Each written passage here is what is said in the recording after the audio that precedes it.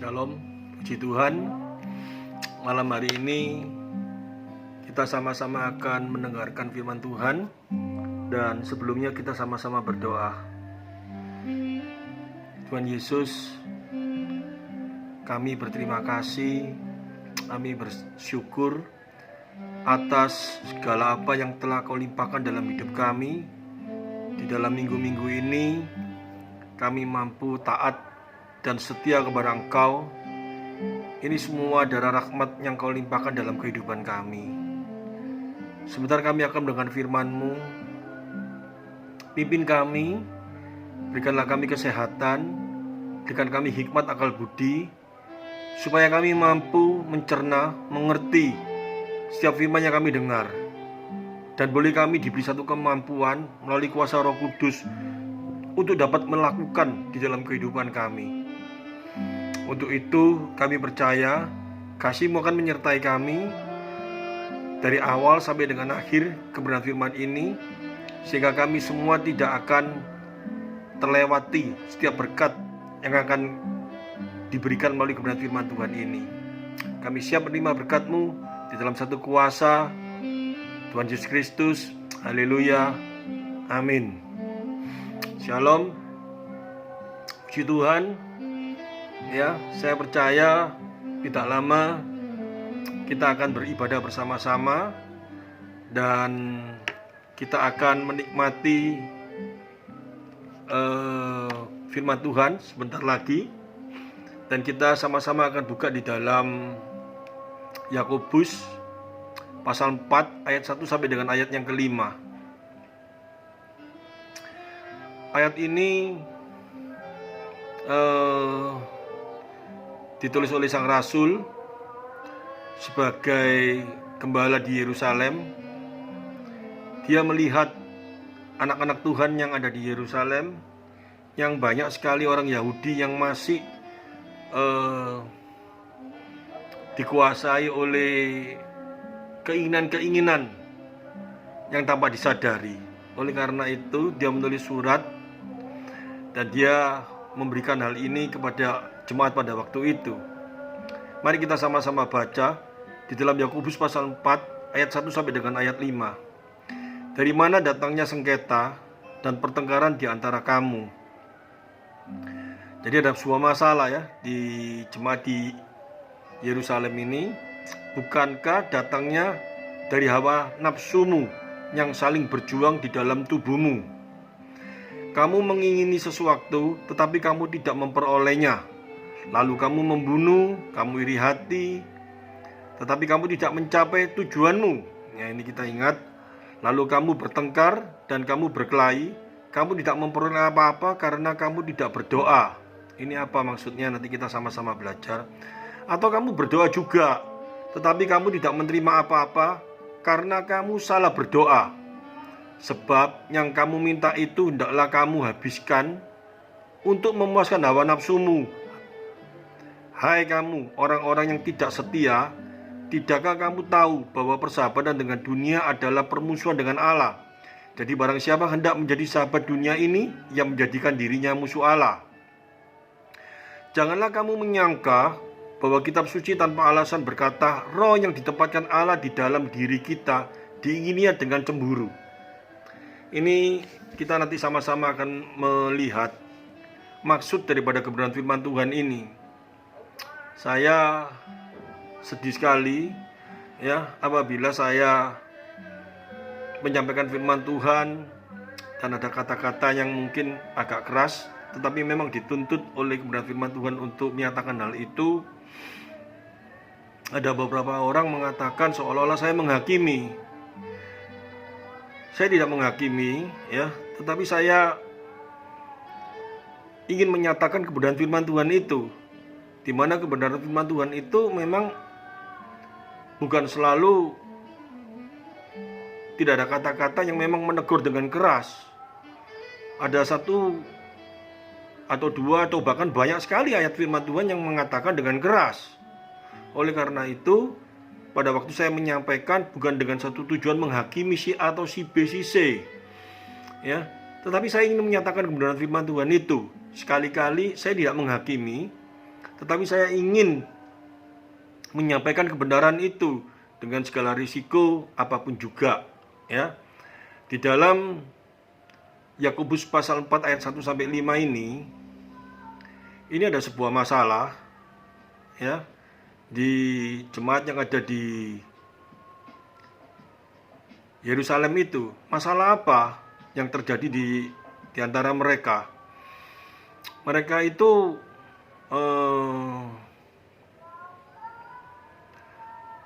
terjadi satu, mungkin ada sebuah masalah di jemaat di sana, dan sang rasul ini ingin mengingatkan supaya kita waspada satu dengan yang lain, bukan mencurigai satu yang dengan yang lain, tetapi waspada di dalam diri kita sendiri, ya, di dalam diri kita sendiri.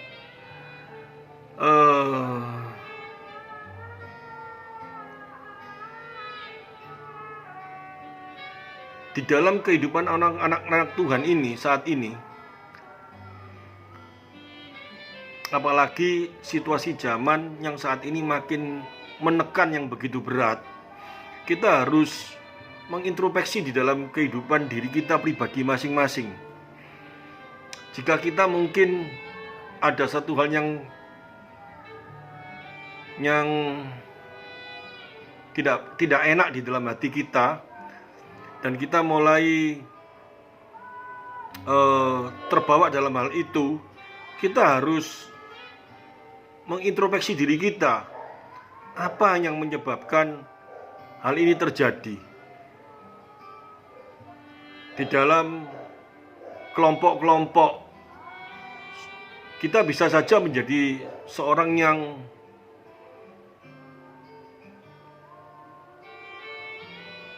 kalau saya ngomong menghasut atau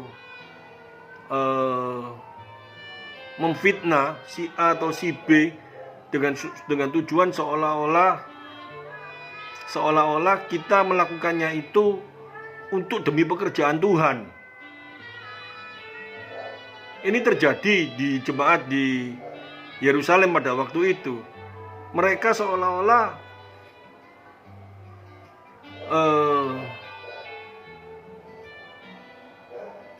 membela Allah mereka, ataupun mereka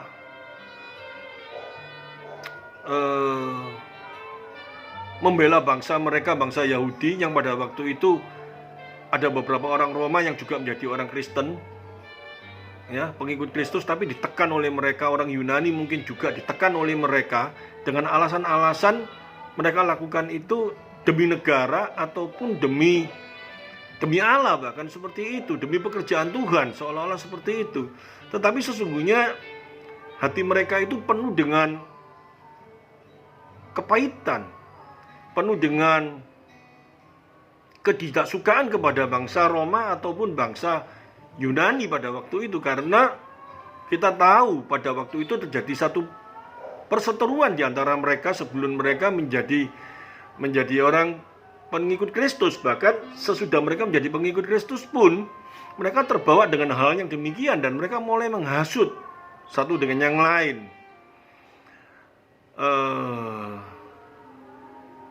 Tanpa mereka sadari bahwa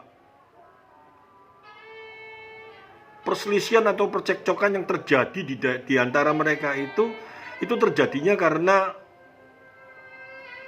keinginan hati mereka yang masih dikuasai oleh kepahitan atau ketidaksukaan kepada bangsa Roma ataupun bangsa Yunani pada waktu itu yang sudah menjadi pengikut Kristus, dan mereka mulai melakukan satu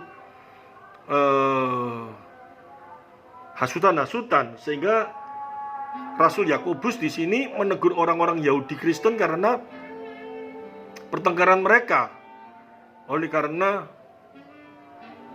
yaitu keinginan-keinginan hawa nafsu mereka itu, keinginan-keinginan apa yang ada di dalam diri mereka itu, dengan alasan-alasan mungkin Ini semua demi Allah, demi pekerjaan Allah ataupun yang lainnya.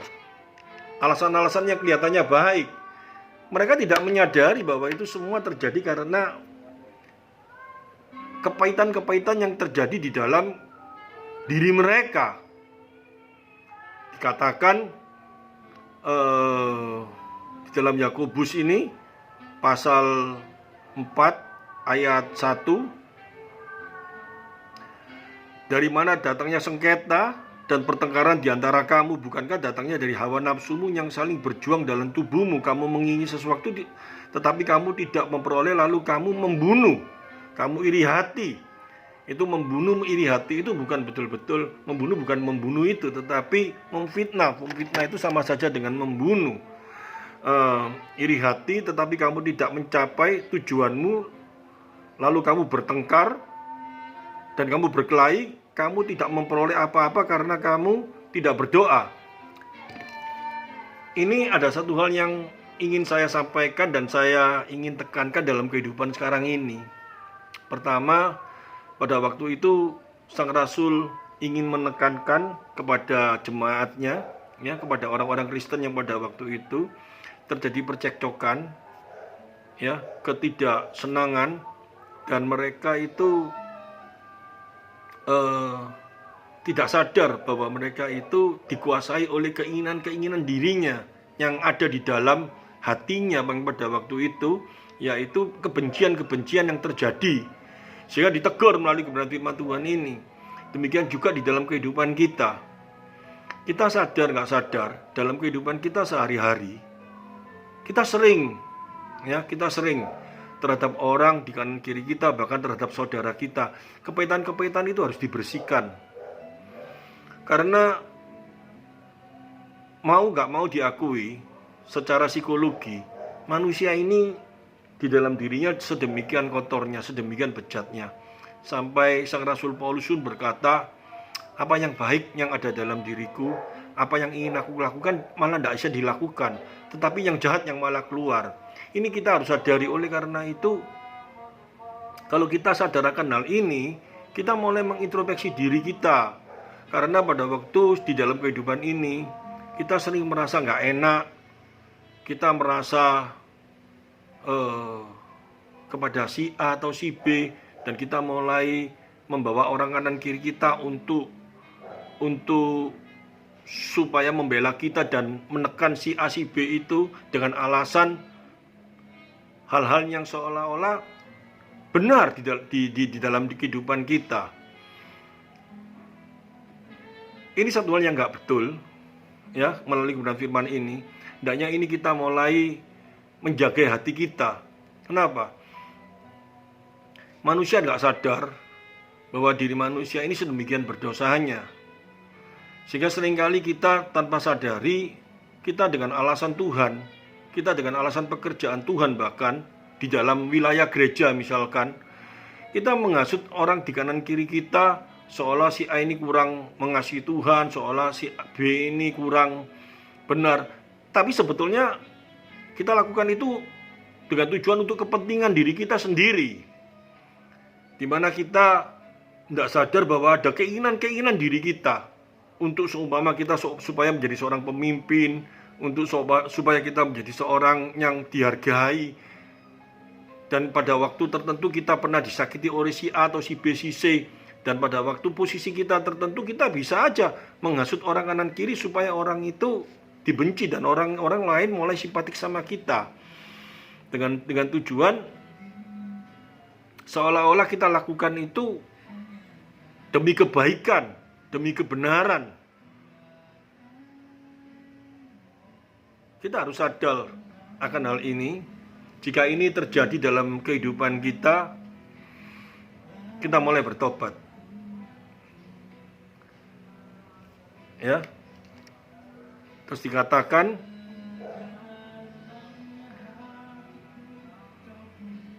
di dalam ayat selanjutnya,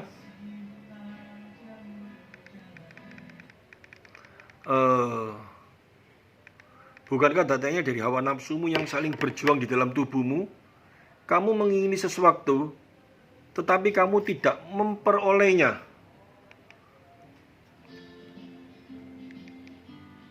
Lalu kamu membunuh, ya, tidak memperolehnya. Bukankah datangnya dari hawa nafsumu yang saling berjuang dalam tubuhmu? Kamu mengingini sesuatu, tetapi kamu tidak memperolehnya. Sudah diperingatkan, ya. Kalau kita lakukan segala hal yang tidak baik itu, seolah-olah kalau kita nanti berhasil, kita akan bahagia. Sumber kebahagiaan itu datangnya bukan dari jabatan yang kita peroleh atau hal-hal yang ada dalam dunia ini, kalau kita memang anak Tuhan. Tetapi damai sejahtera kita dengan Allah itu bisa akan terjadi apabila kita makin menghalau, ya, menghindari dosa-dosa itu, apalagi hal-hal yang tidak boleh yang kita lakukan, yang tidak sesuai dengan kebenaran firman Tuhan. Bukan kita merelakan dengan segala cara supaya kita terpuaskan apa yang menjadi keinginan nafsu kita di dalam kehidupan ini. Tetapi melalui kebenaran firman Tuhan ini sudah dijelaskan, perjuangan yang kita lakukan yang seperti itu, kita tidak akan memperoleh apa-apa. Tidak memperoleh apa-apa itu berarti, ya, tujuan kita, misalkan kita supaya jabatan kita tinggi atau apapun juga bentuknya, dengan kita memperoleh itu supaya kita menjadi sukacita, kita menjadi bahagia. Kalau kita memang anak Tuhan, kita tidak akan menjadi bahagia dan kita tidak akan menjadi sukacita kok. Kita akan menjadi susah. Karena dosa itu pada akhirnya berbuah tuntutan di dalam hati kita, dan kita tidak akan menjadi sukacita. Oleh karena itu dikatakan kamu tidak memperoleh apa-apa. Tidak memperolehnya, lalu kamu membunuh. Kita makin bernafsu sekali, iri hati, tetapi kamu tidak mencapai tujuanmu. Tujuan itu apa? Yaitu tadi, lalu kamu bertengkar dan kamu berkelahi. Kamu tidak memperoleh apa-apa karena kamu tidak berdoa. Di dalam kehidupan kita, keinginan kita, kalau kita terbawa oleh keinginan-keinginan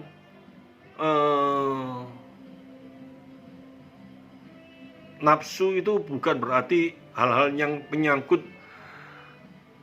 nafsu, itu berarti hal-hal yang menyangkut keduniawian. Keduniawian ini keinginan-keinginan, ya, keinginan-keinginan dunia. Keinginan-keinginan dunia ini yang tadi saya gambarkan, mungkin jabatan, mungkin harta benda, mungkin uang, ya, atau apapun juga, ya, itu keinginan-keinginan, ya. Kamu mencapai tujuanmu lalu kamu bertengkar, kamu bergaya, kamu tidak memperoleh apa-apa karena kamu tidak berdoa. Di dalam keinginan-keinginan kita yang seperti itu, ya, gak mungkin kita bisa berdoa dengan benar. Ataupun kita berdoa, dikatakan di sini, atau kamu berdoa juga, tetapi kamu tidak menerima apa-apa karena kamu salah berdoa, sebab apa yang kamu minta itu tidak kamu habiskan untuk memuaskan nafsu, hawa nafsumu. Jadi mungkin kita juga berdoa, tetapi kita tidak bisa berdoa dengan benar karena doa kita mengarah kepada keinginan-keinginan kita, ya. Jadi kita tidak memperoleh apa-apa. Tidak memperoleh apa-apa itu penekanannya satu, damai sejahtera di dalam Allah. Dan kita tidak akan dapat memperoleh itu. Oleh karena itu, Sang Rasul ingin mengingatkan kehidupan anak Tuhan. Di dalam kehidupan kita sebagai anak-anak Tuhan yang ada dalam dunia ini saat ini, apa sih yang kita kejar dalam kehidupan ini?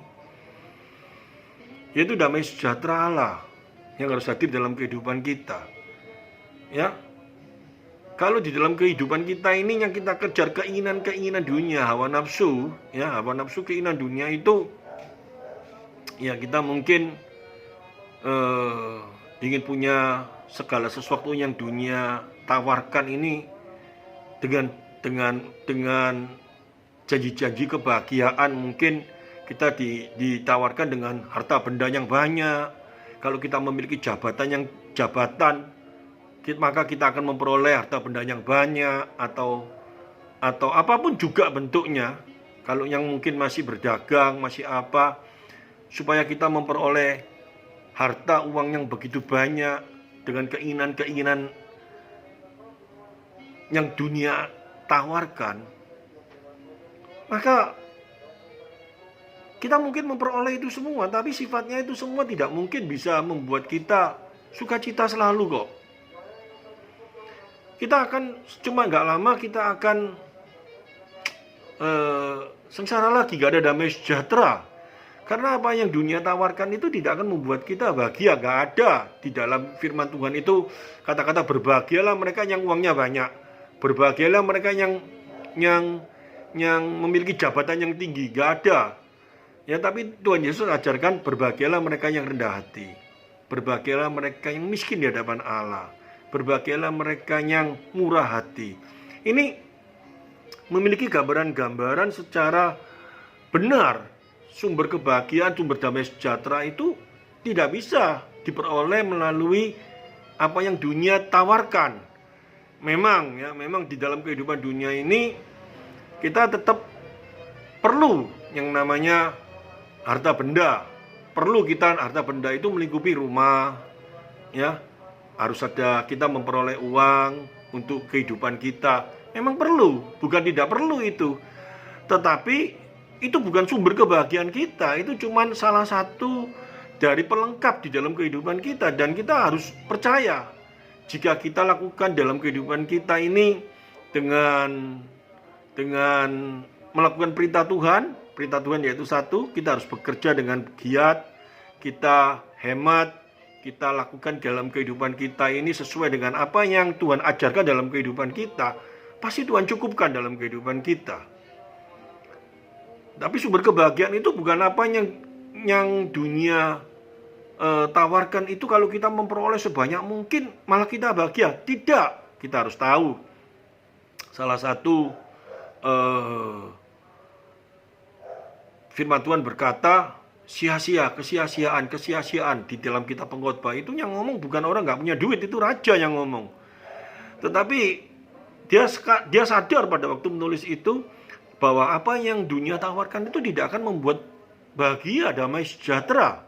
Sumber damai sejahtera, bahagia itu hanya di dalam Allah. Ya, ini harusnya diingat dengan baik. Sehingga dalam kehidupan kita jangan dengan segala cara kita berjuang di dalam diri kita untuk memperoleh apa yang dunia tawarkan itu. Yaitu hawa nafsu, dikatakan hawa nafsu yang seperti itu. Mungkin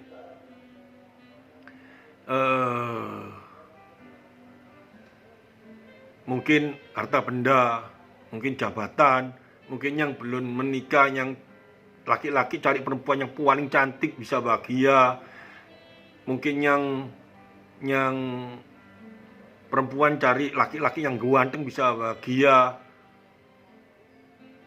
Tuhan tidak menjanjikan hal yang demikian. Tapi carilah kerajaan Tuhan, carilah kebenaran firman Tuhan, carilah kebenarannya, maka segala sesuatu ditambahkan kepadamu. Firman Tuhan begitu luar biasanya mengingatkan kita semuanya. Tapi dalam kehidupan kita ini kita sering terbawa oleh apa yang dunia tawarkan. Karena kita bangun pagi, kita lihat handphone, kita lihat TV, banyak sekali reklame, banyak sekali contoh-contoh yang digambarkan bahwa keluarga yang bahagia itu apabila memperoleh rumah yang bagus, mobil bagus, atau apa, itu membuat mereka bahagia. Kebahagiaan yang ada dalam dunia ini tidak bisa panjang. Kesukaan yang ada di dalam dunia ini tidak bisa panjang. Coba kita balik, kita pikirkan di dalam kehidupan kita lah. Apa yang menjadi keinginan kita untuk memperoleh yang dunia tawarkan?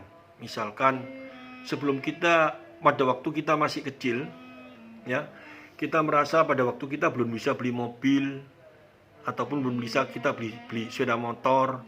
Kita merasa kalau aku punya sepeda motor, aku akan bahagia, aku akan senang. Ya mungkin kita akan senang, tapi kesenangan itu sementara saja kok, gak bisa lama. Tapi coba kalau kita pikirkan, kalau kita selalu di dalam Dia, Kalau kita selalu berpegang kepada Dia, miskin di hadapan Tuhan, selalu berpegang, berharap kepada Dia, maka sumber bahagia itu selalu hadir dalam kehidupan kita. Oleh karena itu, di dalam Yakobus pasal 4, ya, Yakobus pasal 4 ayat yang ke-1 sampai 5 ini diajarkan, dari manakah datangnya sengketa dan pertengkaran di antara kamu? Mungkin kita bukan bertengkar di gereja, mungkin kita tidak bertengkar di pekerjaan, mungkin ada satu percekcokan di rumah tangga kita. Kita mulai introspeksi diri. Jangan kita membenarkan diri kita, ataupun jangan kita merasa bahwa kita marah, kita lakukan ini untuk Tuhan. Coba kita mulai berpikir, apakah yang kita lakukan ini benar-benar sumbernya untuk kemuliaan Tuhan, atau ada keinginan-keinginan yang tersembunyi di dalam diri kita, yaitu dosa yang menuntut kepada kita, ya, untuk menekan diri kita, untuk supaya kita melakukan dengan segala cara, supaya kita memperoleh itu, dan kita terbawa seolah-olah apa yang kita lakukan ini adalah hal yang benar. Suami istri melihat suaminya tidak cinta Tuhan, melihat suaminya tidak bekerja atau apa, dan kita mulai marah sama dia, dan kita mulai nggak suka dengan dia, dan kita mulai berbicara dengan anak-anak kita, orang sekitar kita, dan kita mulai menghasut supaya semua orang setuju dengan apa yang menjadi keinginan kita, supaya semua orang membenci suami kita ataupun istri kita. Padahal di dalam diri kita yang paling dalam, tujuannya bukan supaya sang suami ini menjadi benar, menjadi baik, tetapi ada sifat-sifat yang tidak kita sadari, bahwa kita ingin supaya orang lain mengakui bahwa kita itu yang benar, suami kita yang salah. Dan pada waktu kita seperti itu, kita merasa bahagia. Satu kesalahan ini sering terjadi di dalam kehidupan rumah tangga, baik suami maupun istri. Kalau kita ingin supaya dia menjadi baik, kalau kita ingin supaya suami atau istri menjadi baik jika salah satunya tersesat, kita bukan dengan cara seperti itu. Yang pertama, kita mulai, kalau memang keinginan kita supaya dia kembali kepada Tuhan, supaya dia bisa memuliakan Tuhan, supaya dia bisa cinta Tuhan, supaya dia tidak tersesat, dimulai dengan kita berdoa. Kita harus mengaku dengan jujur, apakah kita benar-benar berdoa untuk suami atau istri kita dengan doa yang benar, bukan dengan doa untuk memuaskan hati kita. Kalau itu memang kita mulai berdoa dengan benar, percaya dan yakinlah, Tuhan pasti memberikan jalan di dalam kehidupan kita. Dan kalau itu kita lakukan dengan benar, maka kita kepada suami atau istri itu bukan kita menjadi marah sama dia, bukan kita mulai menghasut orang kanan kiri kita supaya membenci kepada dia, tetapi kita akan memprotek, menjagai dia dan dengan kasih kita, dan kita mulai melayani dia satu dengan yang lain, supaya dia bisa mengenal Tuhan, supaya dia bisa memuliakan Tuhan.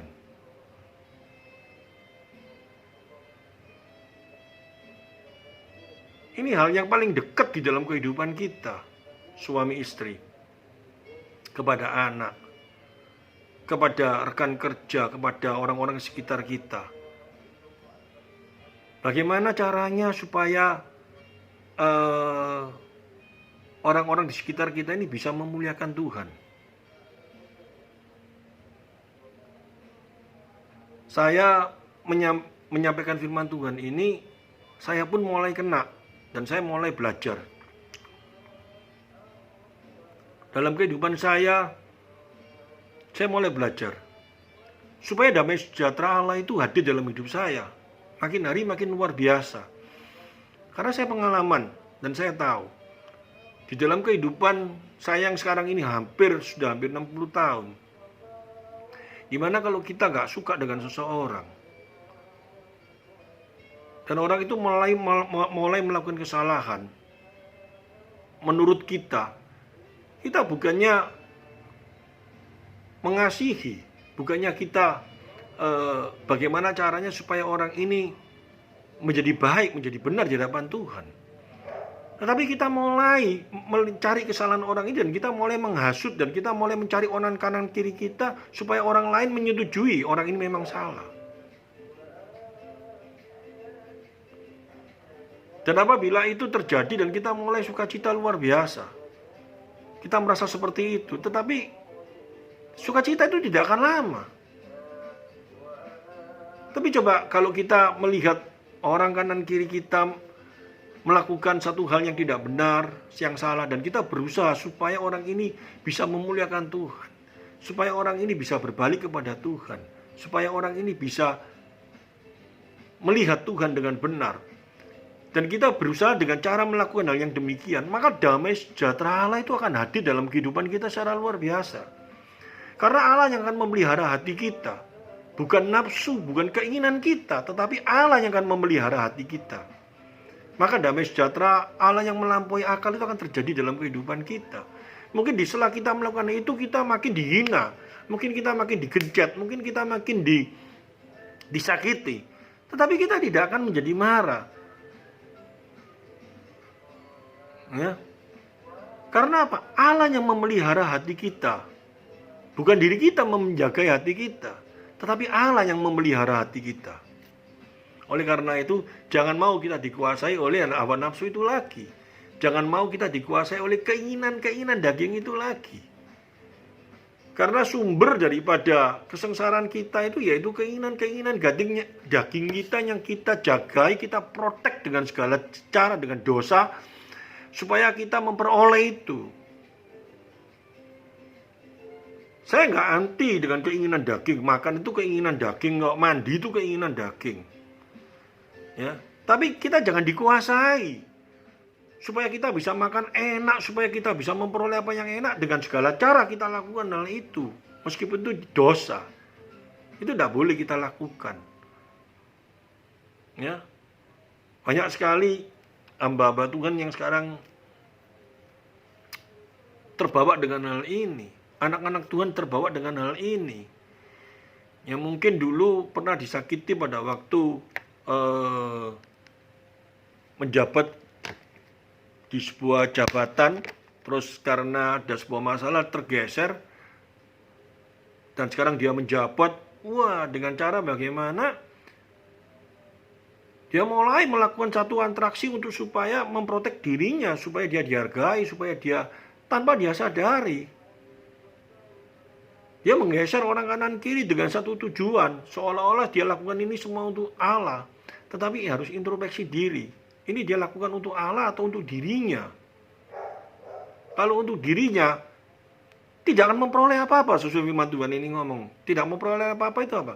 Tidak akan menjadi bahagia. Meskipun mungkin dia tetap memiliki satu jabatan yang lebih tinggi. Tapi damai sejahtera Allah tidak ada dalam dirimu. Kamu tidak memperoleh apa-apa. Karena dikatakan kamu tidak berdoa, ataupun kamu berdoa tetapi kalau orang sudah ada dosa dalam dirinya dan dosa itu tidak diselesaikan, gak mungkin bisa berdoa, ataupun berdoa dengan tujuan-tujuan untuk memuaskan keinginan-keinginan. Jadi tidak memperoleh apa-apa, tidak ada damai sejahtera di dalam doa itu. Nah, ini hendaknya menjadi peringatan dalam kehidupan anak-anak Tuhan yang saat ini, yang mungkin sudah mulai kehilangan damai sejahtera karena keinginan-keinginan nafsu, ya, keinginan-keinginan yang selama ini hadir dalam kehidupan yang dunia tawarkan, ya, keinginan-keinginan daging itu dikejar dengan segala cara supaya dia peroleh, dan itu merasa bahwa itu sumber kebahagiaan. Jangan lupa, sumber kebahagiaan bukan datangnya dari dunia ini. Kalau kita memang anak Tuhan, Oleh karena itu, diingatkan melalui firman Tuhan ini, sumber bahagia kita itu apabila kita ya menomorsatukan Dia dalam kehidupan kita. Menomorsatukan Dia dalam kehidupan kita ini apa? Ya, firman Tuhan ini mengingatkan kita semua bahwa apa yang menjadi tujuan hidup kita ini harus kita mulai introspeksi diri lagi, karena kita mulai sadar dan kita mulai tahu bahwa sumber daripada kehidupan anak Tuhan yaitu Tuhan sendiri. Karena Tuhan Yesus berkata, "Akulah pokok anggur." Kamu tidak bisa hidup kalau kamu tidak menempel kepadaku. Ini satu hal yang sangat luar biasa. Tidak ada, kita memang merasanya tetap hidup, meskipun orang ateis tetap hidup, tetapi sesungguhnya mereka nggak hidup karena nggak ada sukacita dalam kehidupan mereka. Kalau kita mengerti hal ini dengan baik dan kita sudah mengaku sebagai anak Tuhan, tetapi kita menjagai jabatan kita, mungkin sebagai ketua apa, dengan segala cara kita lakukan. Melalui firman Tuhan ini kita introspeksi diri lah. Ada damai sejahtera nggak dalam kehidupanmu? Dalam kehidupan kita. Kita mempertahankan diri kita, misalkan kita menjabat sebagai gembala, atau kita menjabat sebagai seorang majelis, atau majelis apapun sebagai apa. Kita mempertahankan itu dengan kita menyikut orang kanan kiri dengan segala cara kita lakukan. Saya yakin itu tidak akan membuat kita menjadi damai sejahtera. Itu di lingkungan anak-anak Tuhan, di lingkungan pekerjaan Tuhan. Atau kalau kita bekerja di dalam pekerjaan yang sekuler, kita jabatannya apa? Dengan segala cara kita hantam orang kanan kiri kita supaya kita bisa naik ataupun kita bertahan dengan posisi kita. Kita menghasut orang kanan kiri supaya mereka seperti itu. Tidak akan ada damai sejahtera dalam kehidupanmu. Kita tidak memperoleh apa-apa. Ini diingatkan. Firman Tuhan ini betul apa enggak? Coba kalau kita memang anak Tuhan, pasti kita berkata benar. Tapi kalau kita memang bukan anak Tuhan, kita ngomong, aku sekarang bahagia kok, aku seneng kok. Ya, berarti Tuhan tidak ada dalam dirimu. Meskipun sudah melakukan dengan hal-hal yang dalam kutip keji. Ya. Kita bekerja, kita memfitnah orang kanan kiri, kita di dalam pelayanan kita menghasut orang kanan kiri supaya kita memegang jabatan kita ataupun apa, dan kita merasa makin hari makin kita merasa makin bahagia meskipun kita melakukan hal-hal yang tidak sesuai dengan kebenaran firman Tuhan. Ya berarti kita bukan anak Tuhan. Kalau kita anak Tuhan, sumber kebahagiaan kita bukan di sana. Ya ini harus kita perhatikan dengan baik, karena hari-hari ini makin hari makin jahat, dikatakan firman Tuhan, dan setiap orang yang pernah mendengar firman Tuhan dan pernah mendengar siapa itu Yesus dalam hidupnya dan merasa bahwa dirinya sudah menerima anugerah, ya mulai introspeksi melalui firman Tuhan ini. Apakah dalam kehidupan kita sumber bahagia kita itu siapa? Yesus atau keinginan-keinginan nafsu kita? Kalau sumber kebahagiaan itu keinginan-keinginan nafsu kita, jelas sekali kita berupaya dengan segala cara kita untuk memperolehnya, meskipun itu bertentangan dengan firman Tuhan, kita merasa tetap bahagia. Tapi kebahagiaan itu tidak akan lama, tapi kita akan kejar itu terus. Dan kita tidak merasa ada satu hal yang salah dalam kehidupan kita. Ya, kita mulai introspeksi diri bahwa itu berarti bahwa kita bukan anak Tuhan. Tapi kalau kita anak Tuhan, apa yang kita peroleh dalam dunia ini, sebanyak apapun juga harta, jabatan, apapun yang kita peroleh, tetapi kita perolehnya itu dengan segala cara keinginan nafsu kita, dengan dosa-dosa yang kita lakukan, maka damai sejahtera itu tidak akan hadir dalam kehidupan kita. Ataupun kita memperolehnya dengan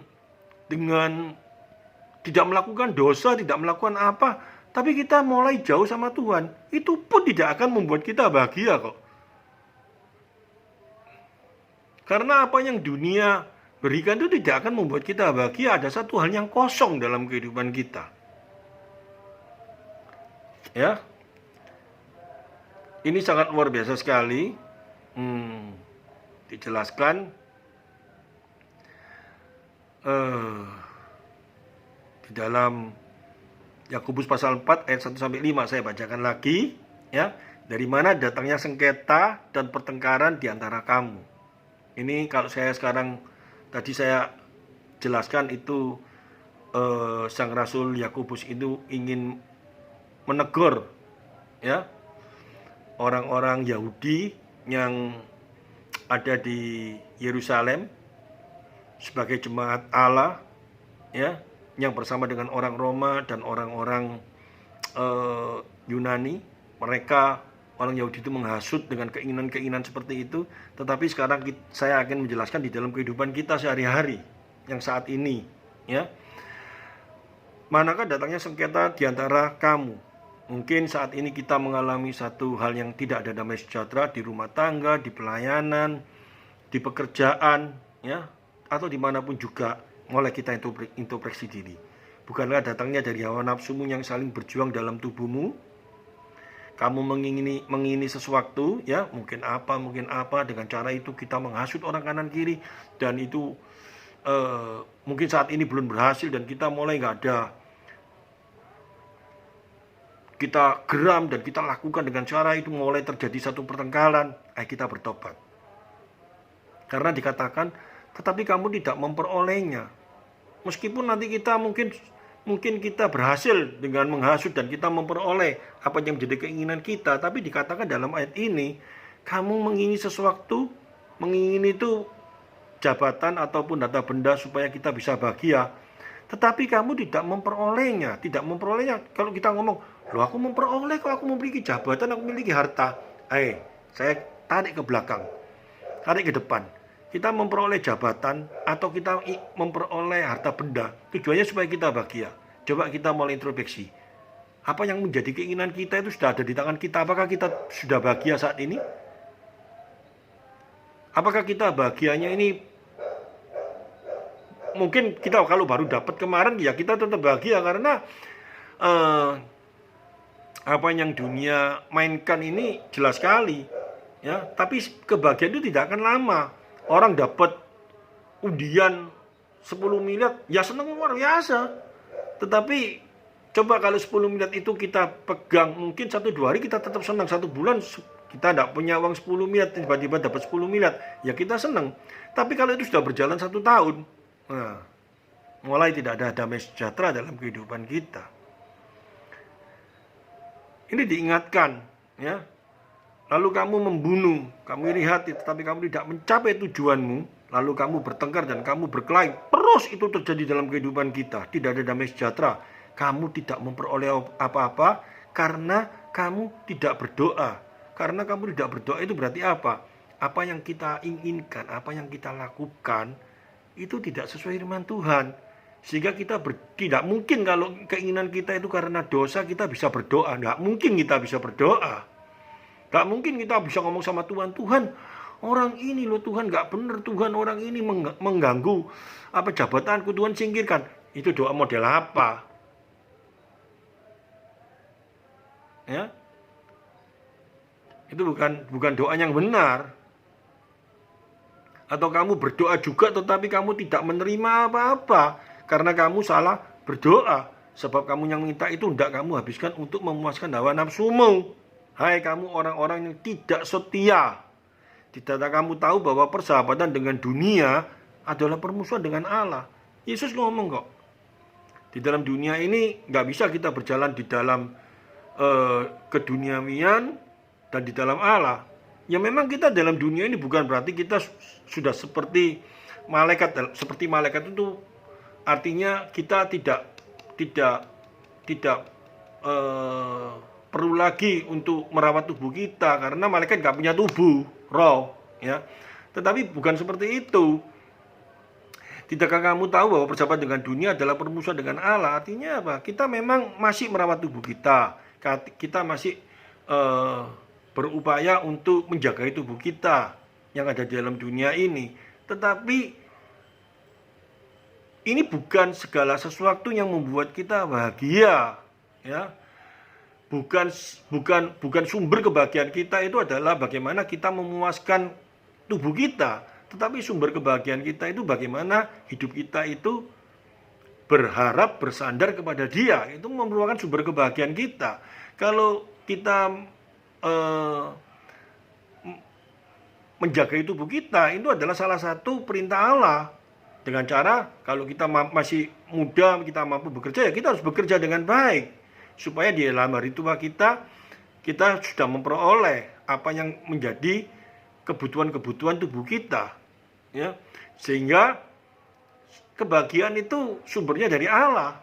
Hubungan kita dengan Allah itu yang terutama, yang harus kita jagai dengan baik. Barang siapa tidak menjadi sahabat dunia, tidak akan ia menjadikan dirinya musuh Allah. Nah, mungkin itu kita bisa sama-sama. Janganlah kamu menyangka bahwa kitab suci tanpa alasan berkata, roh yang ditempatkan Allah dalam diri kita dinginnya dengan cemburu. Gak mungkin, ya. Artinya roh Tuhan itu bisa kompromi dengan keinginan-keinginan kita. Ya, roh Tuhan itu yang diberikan kepada diri kita supaya kita memberikan sumber kebahagiaan melalui dirinya. Oleh karena itu, hendaknya kita berharap selalu kepada Dia. Dalam pengertian kita selalu bersandar kepada Dia. Kita selalu memiliki satu fokus di dalam Dia. Karena kita tahu sumber damai sejahtera kebahagiaan itu hanya kita peroleh melalui Dia, bukan melalui keinginan-keinginan yang dunia tawarkan, keinginan-keinginan daging yang kita kejar di dalam kehidupan ini. Itu satu hal yang salah. Ya, ini satu perbedaan yang harus kita mengerti dengan baik. Bukan berarti dengan pengertian ini saya membuat orang-orang optimis di dalam pekerjaan. Tidak. Kita bekerja harus dengan sungguh-sungguh. Kita bekerja dengan giat di dalam kehidupan kita. Kita melayani Tuhan dengan semangat, dengan giat. Jika kita masih bekerja di dalam pekerjaan sekuler, kita harus mengejar pekerjaan sekuler itu sedemikian baiknya. Tapi bukan dengan segala cara. Ya, tetapi harus bersama dengan Tuhan. Aku tetap berjalan bersama Dia. Kalau berjalan bersama Dia, maka kita akan bisa berdoa dengan baik. Kita bisa berdoa dengan benar. Maka sumber damai sejahtera itu akan hadir dalam kehidupan kita selalu. Ya, melalui firman Tuhan ini di dalam Yakobus pasal 4 ayat 1-5 ini kita bisa mengerti dengan baik, maka sumber damai sejahtera yang melampaui akal itu akan hadir dalam kehidupan kita. Amin firman Tuhan. Mari kita sama-sama berdoa. Terima kasih Tuhan Yesus. Melalui firman-Mu ini kami diingatkan bahwa segala sesuatu yang ada dalam dunia ini tidak akan membuat kita bahagia. Tetapi dalam kehidupan kita, kita wajib melakukan apa yang menjadi kebutuhan kita dengan cara kita bekerja, dengan cara kita melakukan tugas kita bersama dengan Engkau. Sehingga saat kita melakukan bukan berdasarkan keinginan-keinginan, bahkan kita berdasarkan dengan cara apapun juga kita lakukan, bahkan melanggar firman-Mu kita lakukan. Hendaknya hal ini dijauhkan dari kehidupan kita, supaya kita lakukan bersama dengan Engkau, sehingga damai sejahtera itu hadir dalam kehidupan kita selalu. Ya, kita memperoleh apa yang menjadi keinginan kita sesuai dengan rancangan-Mu. Apa yang menjadi keinginan kita sesuai dengan apa yang menjadi kehendak-Mu. Sehingga saat kita memperoleh di dalam kasih-Mu Tuhan. Kita memperoleh di dalam kuasa-Mu. Sehingga kita menerima dengan sukacita. Hendaknya hal ini hadir dalam kehidupan anak-anak-Mu Tuhan. Sehingga damai sejahtera ini terus hadir dalam kehidupan kita yang mengaku sebagai anak-Mu. Dan yang percaya bahwa Engkau telah memberikan kuasa roh di dalam kehidupan kita, supaya kuasa itu memberikan damai sejahtera selalu dalam kehidupan kita. Terima kasih Tuhan, terpujilah nama-Mu. Haleluya. Amin.